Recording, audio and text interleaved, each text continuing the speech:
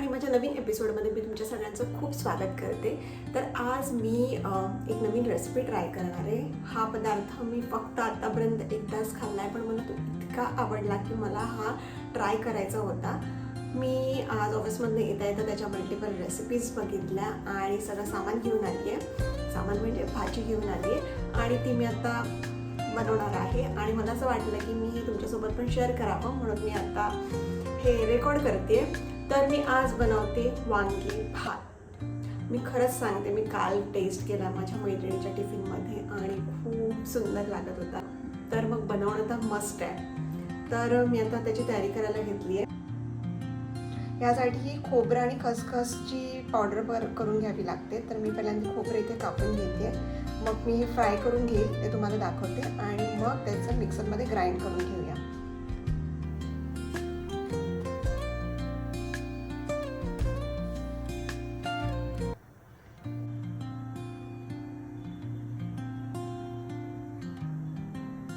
आता मी हे ग्राइंड करून घेतली आहे।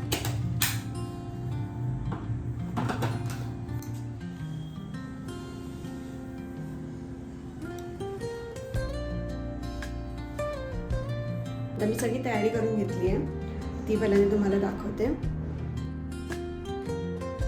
इकडे तांदूळ धुवून घेतलेत मी, त्याच्यानंतर कांदा आणि कढीपत्ता कापून घेतला आहे। पाण्यामध्ये थोडंसं मीठ टाकलं आणि त्याच्यामध्ये वांगी टाकलेत काळी पडू नये म्हणून। आणि आता आपण मेन रेसिपी बघूया।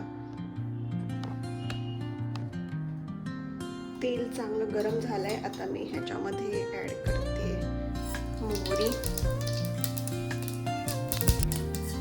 जिरं,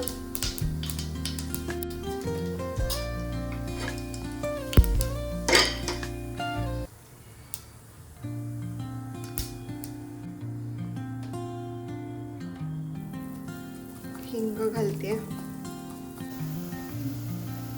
कांदा मस्त गुलाबी परतून झालाय, आता ह्याच्यामध्ये मी मसाले टाकते। घरचा बनवलेला मसाला,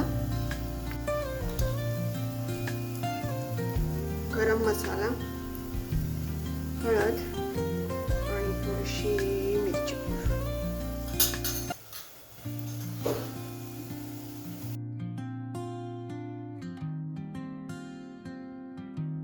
आता मी ह्याच्यामध्ये वांगी आणि मटार टाकून घेते।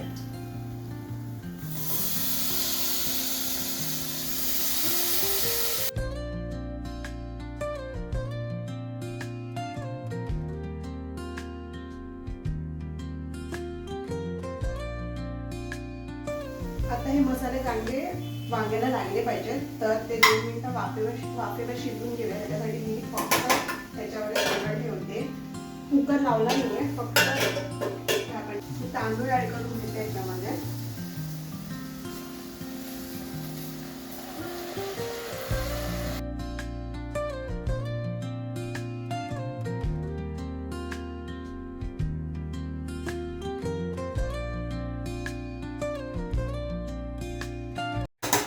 आता याच्यामध्ये पाणी टाकूया।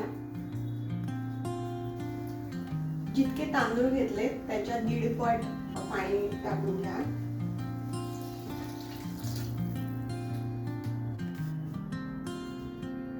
चवीप्रमाणे मीठ।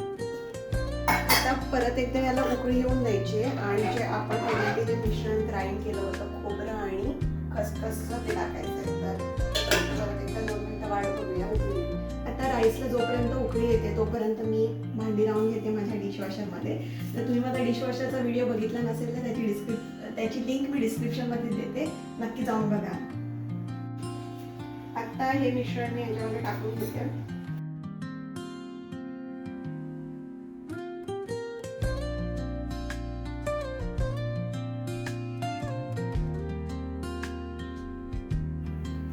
आता मी कुकर लावून घेतलाय, त्याला 2 शिट्ट्या करून घेते आणि मग मी तुम्हाला दाखवते तो कसा झालाय। आणि ही रेसिपी मी फर्स्ट टाइम ट्राय केली आणि मी एकाच ठिकाणी खाल्ली होती, तर त्याच्या चवीनुसार जसं मी व्हिडिओमध्ये बघितलं तर त्यानुसार मी बनवते।